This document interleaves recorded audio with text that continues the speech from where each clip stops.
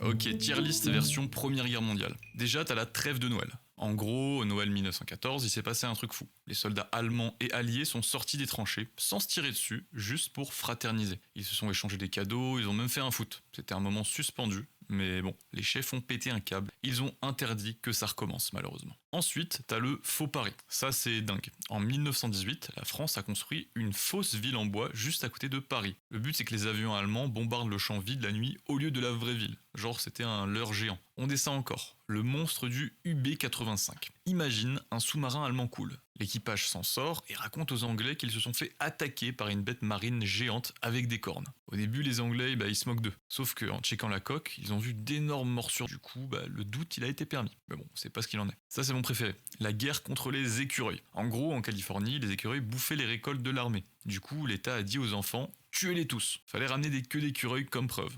Résultat, 100 000 écureuils morts en un mois. Dinguerie. Maintenant, plus bizarre, les 3 secrets de Fatima. En 1917, 3 gosses au Portugal auraient vu la Vierge. Elle leur aurait raconté le futur. L'enfer, la Seconde Guerre mondiale et l'attaque d'un pape. Le Vatican a flippé et a décidé de garder ce dernier caché pendant 80 ans. Ensuite, le mystère de l'USS Cyclops. C'est une légende qui dit que c'est un énorme navire américain avec 300 personnes. Il passe par le triangle des Bermudes, pouf, plus rien. Zéro SOS, zéro débris, même pas une tache d'huile. Genre le bateau s'est volatilisé. Et maintenant le fond du truc, c'est bien glauque, l'usine à cadavres. Il y avait une rumeur comme quoi les Allemands faisaient du savon avec leurs soldats morts. En fait ça c'était simplement une fake news des Alliés pour diaboliser l'ennemi. Mais le souci, c'est que ce mensonge a fait que plus tard, les gens n'ont pas cru au vrai camp de concentration en 1940.